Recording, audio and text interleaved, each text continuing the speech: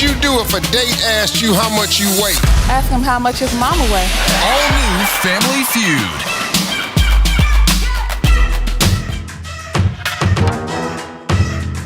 You can open a Sagicor Bank savings account from anywhere. Go online and open yours today.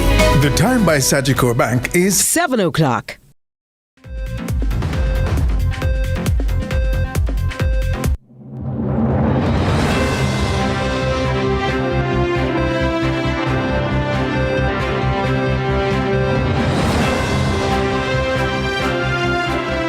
Tonight in CVM News at 7, track icon's father laid to rest. Prime Minister mourns with the family.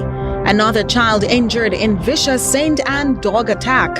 St. James Police list several wanted men linked to gangs. In Inspire Jamaica, the flip side of rough child's play detects a case of medical emergency. And in sports, Arnett Gardens grab semi-final spot, while Tivoli Gardens edge Waterhouse for final playoff berth in Ray and Nephew Jamaica Premier League.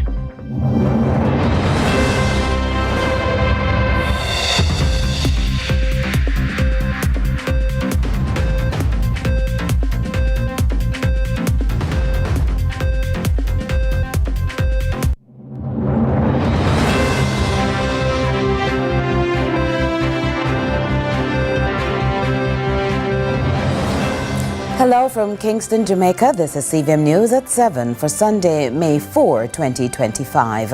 I am Curlin Brown. Thanks so much for joining us. We begin with news that the St. James Police continue to name persons of interest wanted for major crimes in that parish, and we have more details. The top 6 wanted persons in the parish of St. James. Number 1, and he's our most wanted right now. Tevin Lawson, and he's known as Brocken. He's from the Mount Salem space. He's wanted for murder and wounding with intent. Second on the list, we have Ome Romain Largy. He's called Not Nice. He's from Top Hill, Mount Carey, St. James. He's wanted for murder. Third on the list is Shane Morgan. He's known as OK. He's also wanted for murder. And he's from Upper King Street, Montego Bay, St. James. The recommendation for those being mentioned to appear at the nearest police station with their lawyers or trusted official. We have Stefano Johnson, otherwise called Steph or Beggidan. He's from Pitford, Granville. He's wanted for shooting with intent. Number 5, Dante Allen, otherwise called Freelance, of King Street, Montego Bay, St. James. He's wanted for murder. We have Stenet Morris from Barrytown. He's also wanted for murder. Senior security personnel also disclosed the names of the top 5 men listed as persons of interest. It is believed they can assist in solving a number of major crimes. Number 1, we have Darren Daly. He's called Darrow Boy, and he's from Mall Road, Roside, St. James. He's wanted for murder. Well, a person of interest in cases of murder and shooting. We have Randine Hood, otherwise called Booty, of Flower Hill, Salt Spring, St. James. We are interested in him for murder and shooting as well. We have Sean Burke, otherwise called Busspipe, Flower Hill, St. James. We're interested in him for murder and shooting as well. And David Sawyers of Green Pond, St. James. We're interested in him for murder and shooting as well. Law enforcers say any information given by the public about these or any criminals will be kept confidential. They are also assuring quick action in a prudent manner. They will be pursued relentlessly. We won't stop until we find them. And whenever they come into us, surrender to us, they can expect to get their day in court. For CVM News, I'm Damon Phillips. The country's midwives and nurses were given some well-deserved attention by the Health Ministry with international support this weekend as a show of appreciation for their continued contribution to ensuring the society stays healthy. Scores of nurses and midwives gathered at the University Hospital of the West Indies for recognition and to be treated. The entire university compound of workers, including the non-nurses, are benefiting from the meals that are being provided here. And it's a good initiative, feeding the hungry or feeding the poor or creating a special occasion to make people who can feed themselves feel special because they focus on doing other things, or nurses in particular, healthcare workers generally. It's a positive thing because it motivates, it shows a recognition of their contribution, and it encourages them to keep performing, to healing people, to healing the nation. So their service deemed of great value, and according to management, at the time of the function, there was no compromise in delivery of healthcare to the sick. And this rapid relief team is doing a tremendous job here today. All my team members, the nurses, everybody's smiling. They work hard, extremely hard. And, some chairs are back here for them to sit and have their meals. But they could not do that because they have to rush back to treat to the patients. And, for them to be wondering about lunch today, that did not happen. The rapid relief team came and they not only gave them lunch, but they spoke with them. Some of my team members are actually now willing to sign up to help with rapid relief. So we are grateful for what they do and continue to do throughout the world. This year's theme for International Nurses Day, Caring for Nurses Strengthens Economies. A theme which underscores the critical role a healthy nursing workforce plays in strengthening economies, improving health systems, and ensuring better outcomes for communities worldwide. Damon Phillips, CVM News. The Kingston Comprehensive Clinic opened its doors to women on Friday for special cervical cancer screening, offering free pap smears and HPV vaccinations. The initiative, which also emphasized the importance of preventative care, drew support from the opposition leader Mark Golding, who says more must be done to encourage early detection in the fight against cancer. Dozens of women gathered for a special day dedicated to the prevention of cervical cancer. The event, which featured free pap smears and HPV vaccination, is part of ongoing efforts to tackle one of the leading cancers affecting Jamaican women. The clinic, the largest of its kind in the Caribbean, was transformed into a hub for early detection and care. We are doing outreach activities for all females in the community and all over. If you look at social media, you see how far we are extending this invitation, because the research has shown that 80 to 90% of our women are developing cervical cancer as a result of HPV. So yearly we have outreach activities about this cancer. Opposition leader Mark Golding was on hand to support the initiative, emphasizing the importance of early screening and vaccination in the fight against cancer. We're here because we have a special day today promoting and providing pap smear screening for ladies. And we know that in Jamaica we have a lot of problems with cervical cancer and so on. So you can come here, get your pap smear, you can get your HPV vaccine as well to prevent that kind of illness reaching you. Golding also spoke about the cost-effectiveness of early detection, pointing out that the PNP's health program focuses on making healthcare more affordable to catch cancers early rather than treating them at later stages. People's National Party, our health program very much focuses on prevention, screening, so that we can have less people getting sick. And of course, it's much less cost to the taxpayers if we can find these things early and nip them in the bud than when they develop into big problems and everybody has to be paying an arm and a leg to get health care. The event is part of a growing national effort to make cancer prevention more accessible to all Jamaicans, with a focus on making vital services available to communities across the island. Raheem White for CVM News. Now, every year, Earth Day is observed, and the Sandals Foundation showed it's giving back to the environment this year with an annual tree planting exercise. Adrian Williams gets to the root of things. leave the trees and let them bleed. Lord, Lord, can you see you destroying the environment?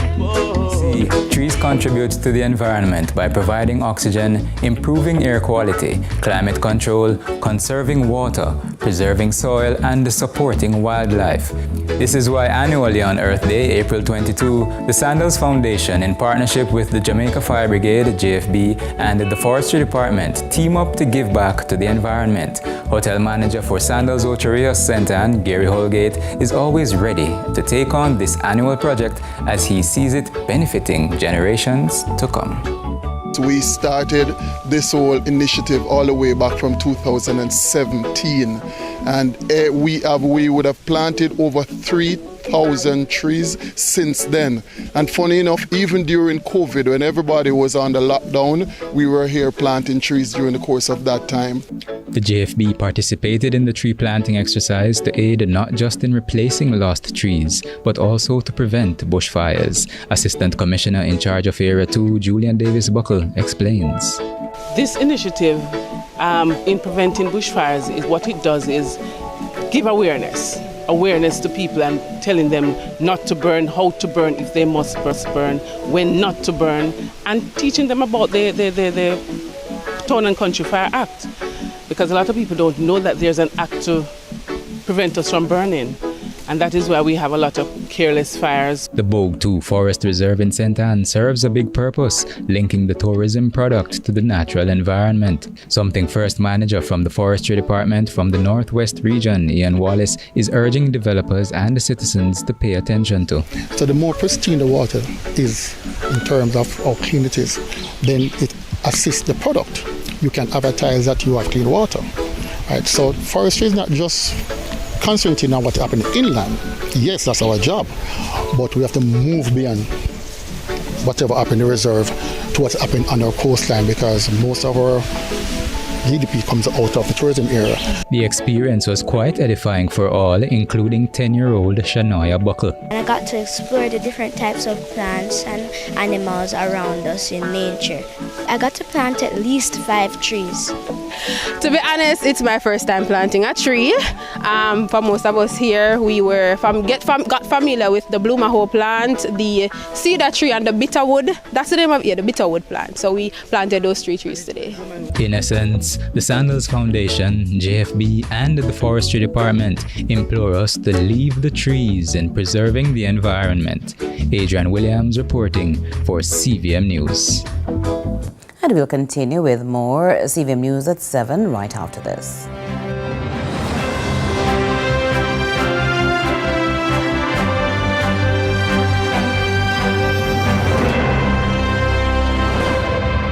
Let's delve deep into the issues.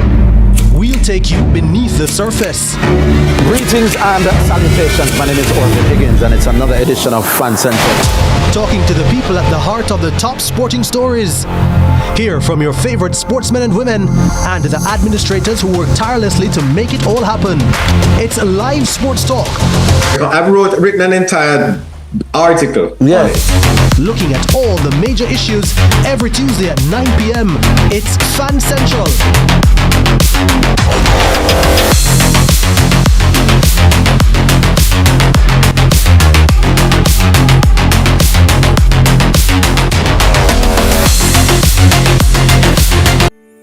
In a world where innovation meets tradition, agriculture is evolving like never before. From the latest sustainable farming technologies to age-old practices passed down through generation, agriculture is precious to me. I love the animals. I don't mind getting my hands dirty. I love working. Join us right here on CVM TV every Sunday during news at 7 as we explore the people, the science, and the breakthroughs that are shaping the way we grow, eat, and live. You don't want to miss it. This is Farming Forward.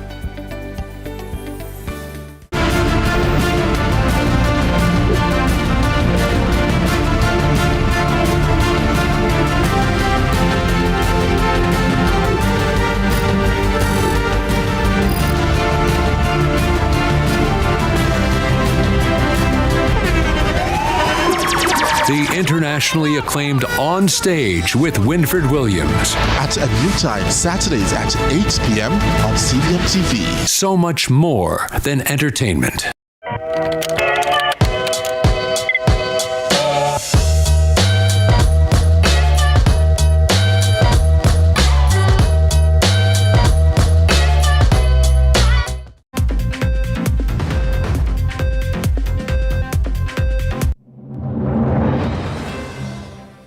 We welcome you back to a rather disturbing situation, and we warn, due to the graphic details and images, parental supervision is advised, as is overall viewer discretion. It's an incident in St. Anne which has left a young girl hospitalized with serious injuries. It has also left a St. Anne community distraught and lawmen bent on effecting justice. Again, we urge viewer discretion, given the graphic details and images in this report from Nika Lewis.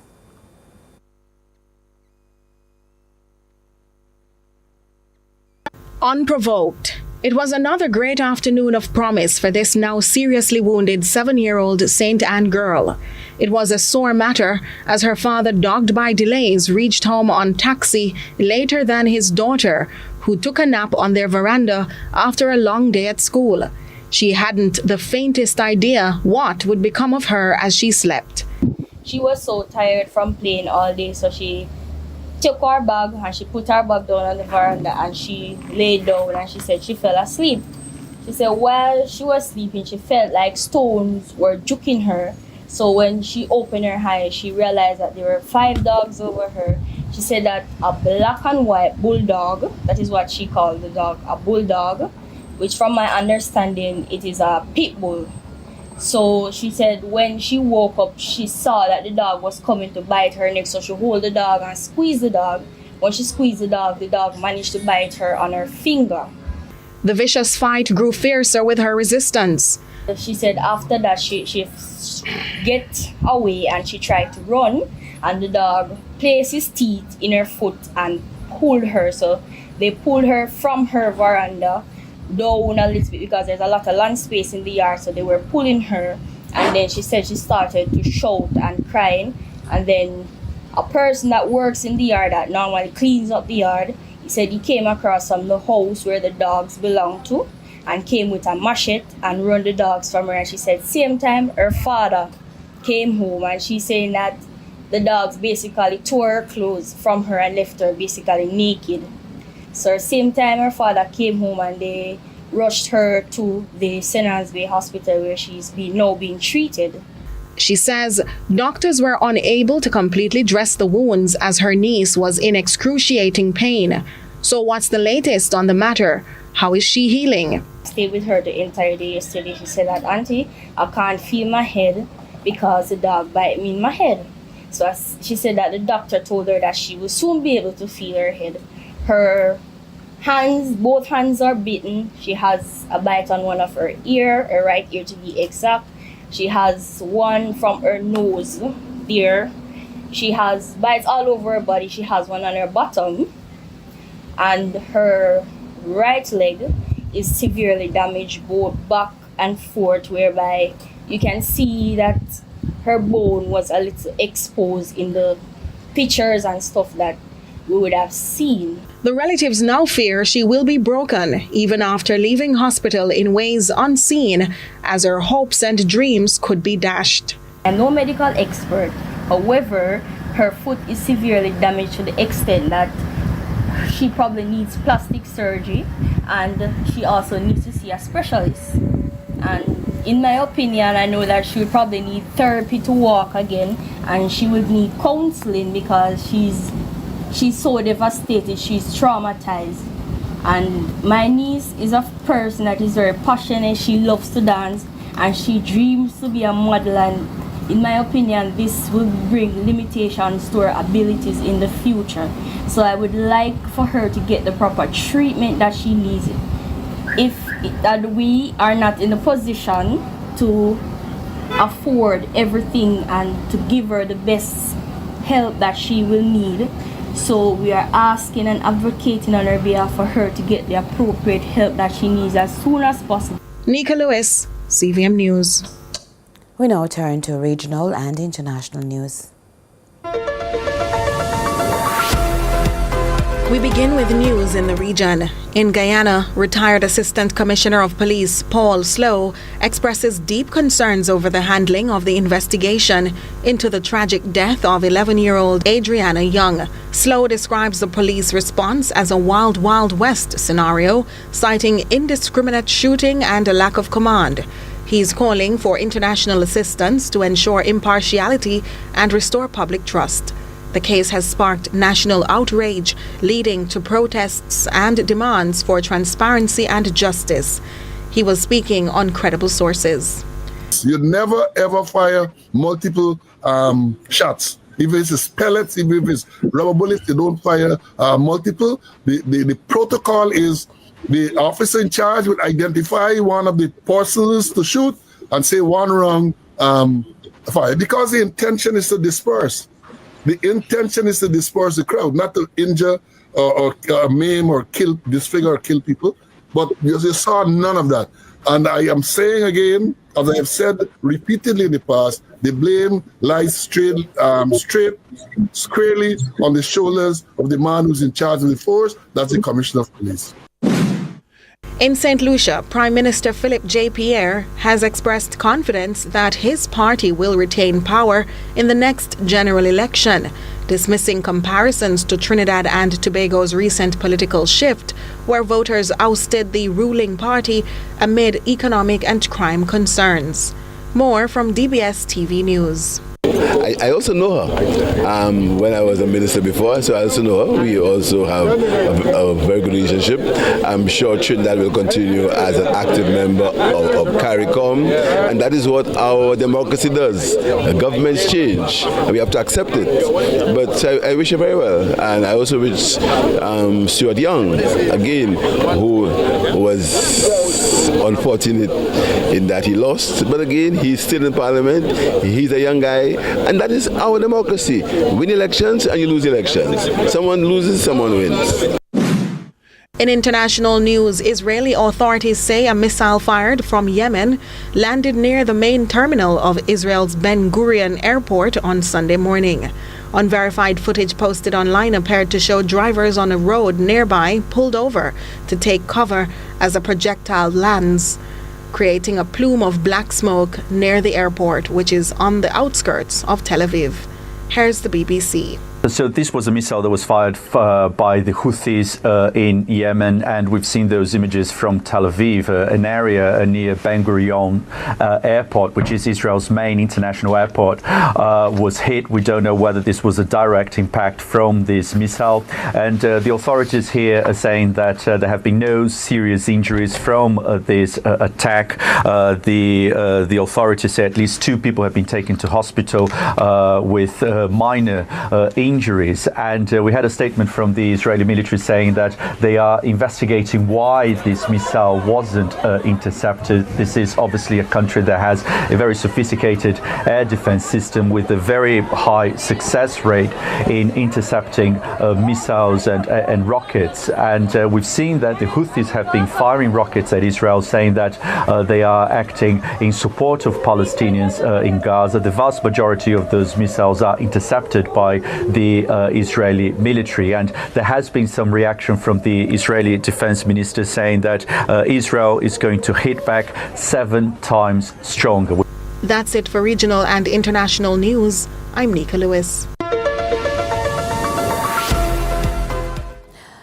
A little boy who alleges he was pushed to do a somersault or a backflip at school and fell over a month ago is home now after a major medical emergency was picked up electronically.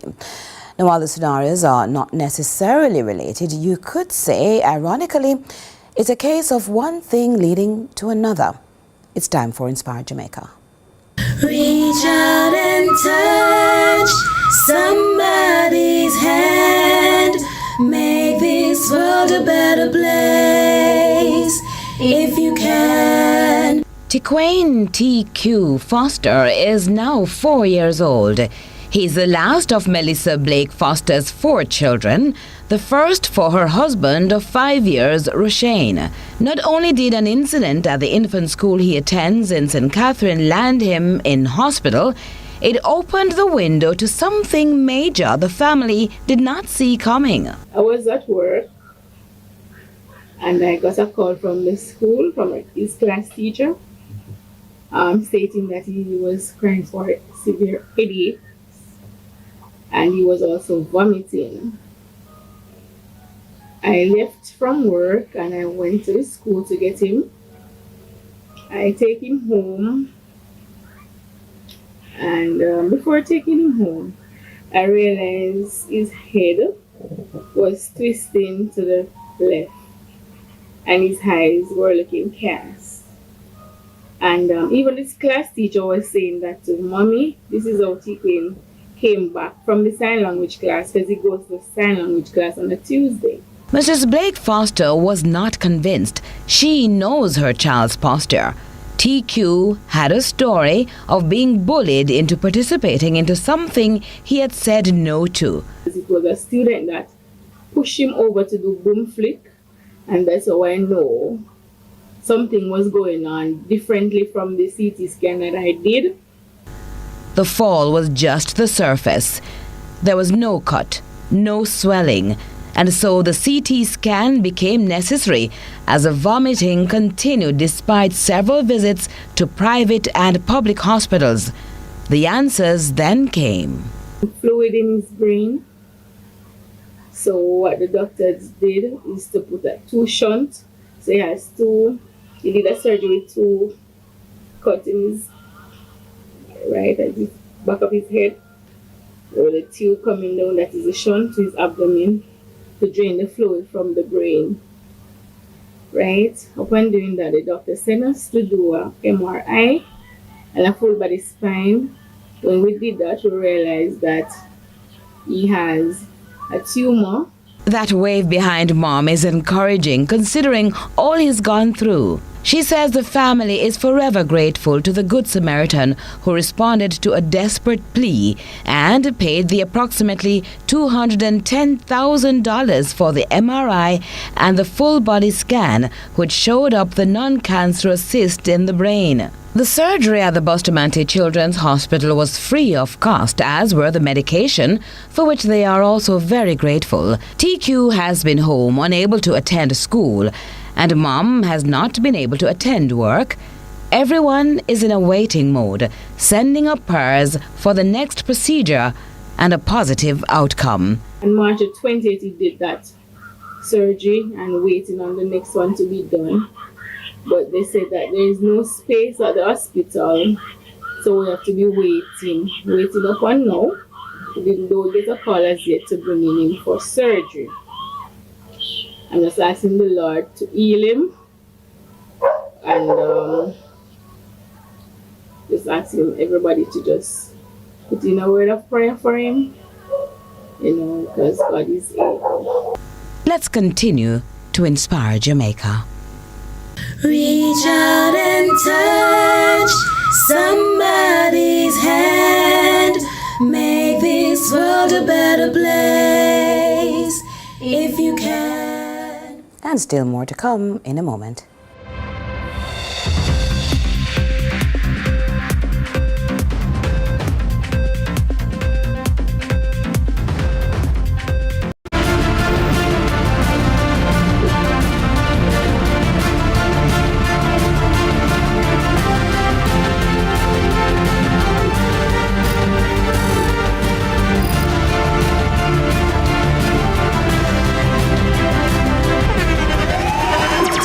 The internationally acclaimed On Stage with Winfred Williams. At a new time, Saturdays at 8 p.m. on CVM TV. So much more than entertainment. CVM TV and live Jamaica Premier League action on a Monday night. A match made in heaven. We call it Monday Match Night. Catch all the hard-pounding JPL Monday night action from now until the end of the season on CVM TV's Monday Match Night. Matchday Mondays at 7:45 to 5 p.m. with rebroadcast Tuesdays at 10 a.m. Nothing else can quite match up. Monday Match Night, powered by Sunshine Snacks and ABC Electrical. New KFC Saucy Wings.